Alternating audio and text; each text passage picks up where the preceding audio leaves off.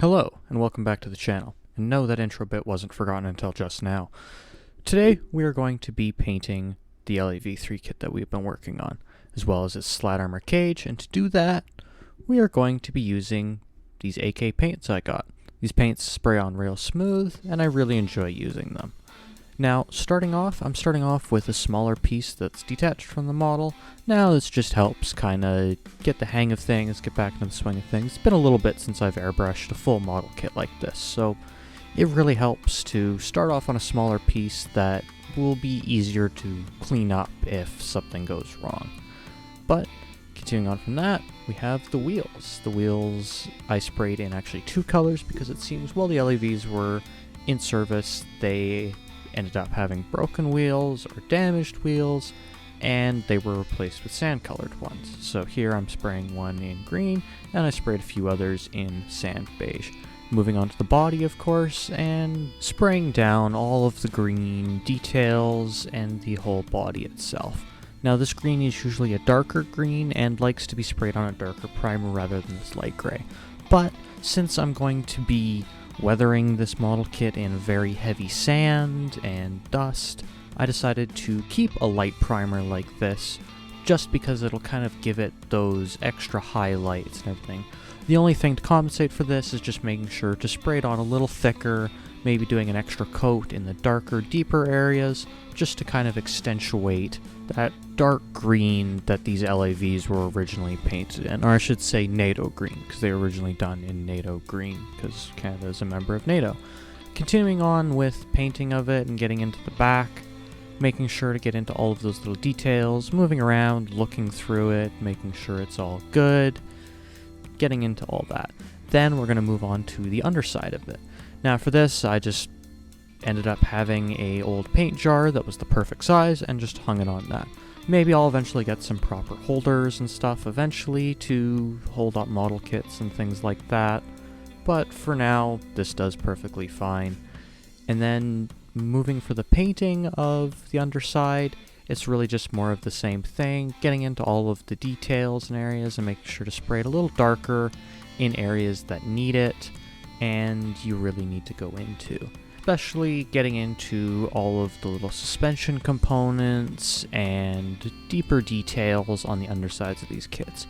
I just make multiple passes, making them darker and darker, and going in from as many different angles and looking around as I go in to just make sure you get everything, because airbrushing, you can easily miss areas and things get overlapped, and I just try to make sure to go with multiple passes and get in good.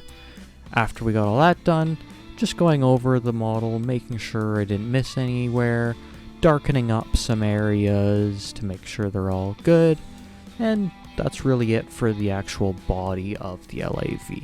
After that, we'll now be moving on to the turret of the LAV, which is basically just more of the same, doing shading, making sure to get into all of those darker areas that need to be gone in more, especially with the turret because it has a lot of little details, getting in, not overlayering it too much, going back, doing overpasses and details, and just making sure to get everything how you want it, to the colors you want, as well as making it a little bit darker than the body itself in areas as it's higher up, it won't have as much dust.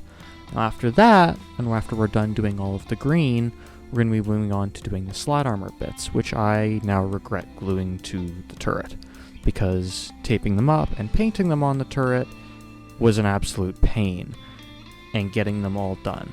But after a lot of careful masking and moving around, managed to get them all taped up and painted right, looking good.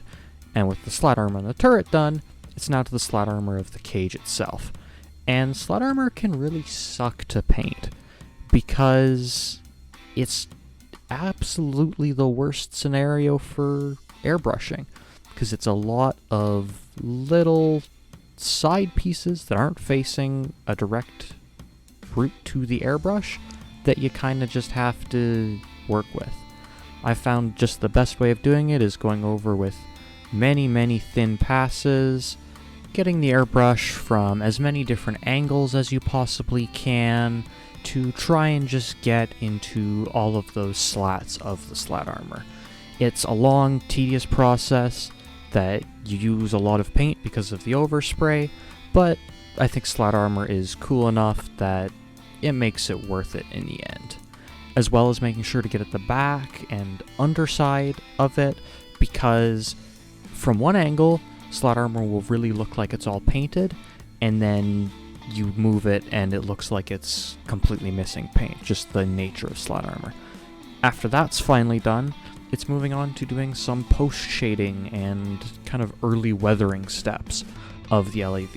And that's just really taking light sand colors and spraying them all over the model and kind of dusting it up, making many light passes, making it darker, especially concentrating it the lower down on the kit, and then as we move up to the higher bits, getting less and less and more dilute in the spraying, as well as just kind of being conscious, thinking where would dust build up, where would things go, and then after you get a lighter pass in, you can start mixing in these darker colors and making it more of a brown stained kind of thing, as well keeping in mind where your vehicle has been.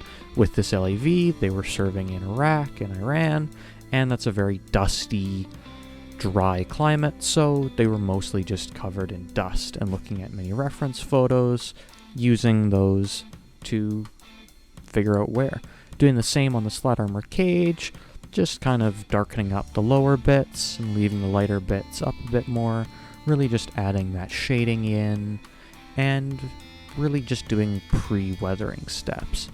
And then after we do that, we're going to do the same thing to the actual tires of the kit, just kind of spraying them. I'll be doing these with pigments and other weathering steps after, but this can really just help get a baseline to start out with the weathering.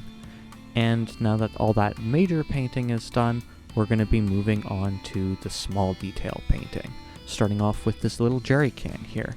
Now, a lot of the jerry cans you see used in the LAVs that were in service were actually just NATO green, they were painted like that, but I figured we'll add some red ones. Maybe they were picked up and found by the crew. After painting the red jerry cans, we can move on to these tarps and kind of just stowage that are around there.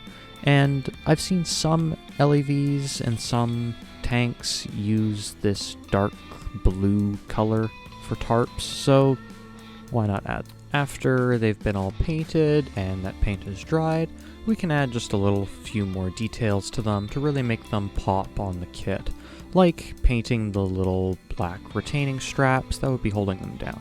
Now, as you can see, I've left some of them green because there probably would have just been green tarps in it, and I'll differentiate them from the rest of the vehicle later on with weathering and oils and washes, just to kind of make them pop out.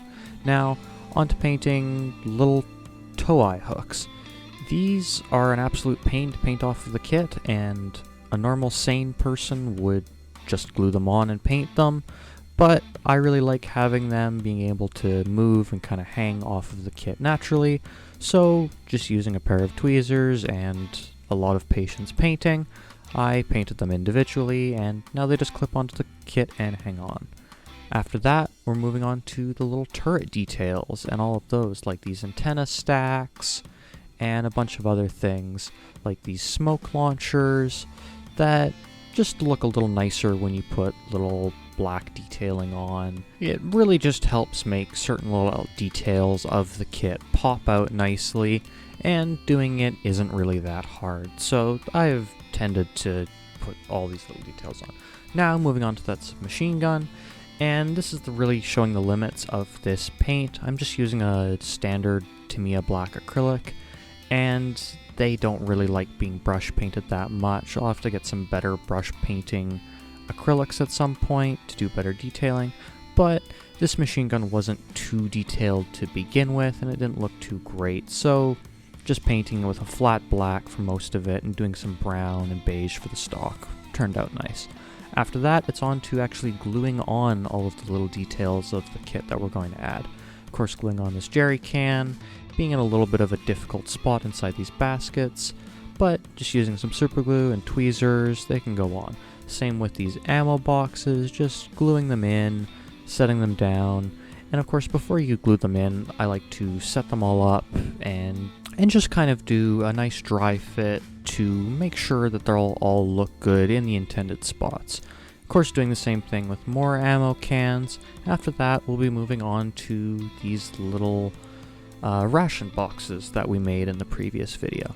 Now just gluing them on, and I also tended to crunch them up a little bit and kind of dent them because they're just cardboard in real life, so that's really what would happen to them. They would get beaten up and tossed around when out in deployment. Now finally, moving on to the last bit of detail we're going to be adding in this episode, which is the little windscreens or shielding for the commander and gunner's hatches. Once those are in place, we're going to be moving on to the final part of the episode today, which will be covering the entire kit in a gloss clear coat.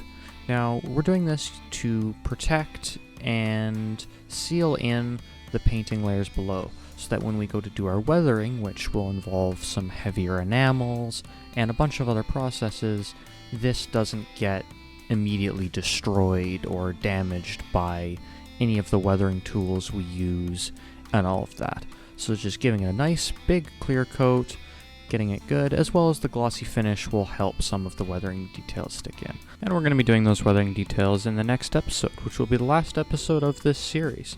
We're going to get all the weathering done, put a nice flat coat, as well as get that slat armor cage. But until then, like if you liked the video, comment if you have any questions or comments, and see you in the next one.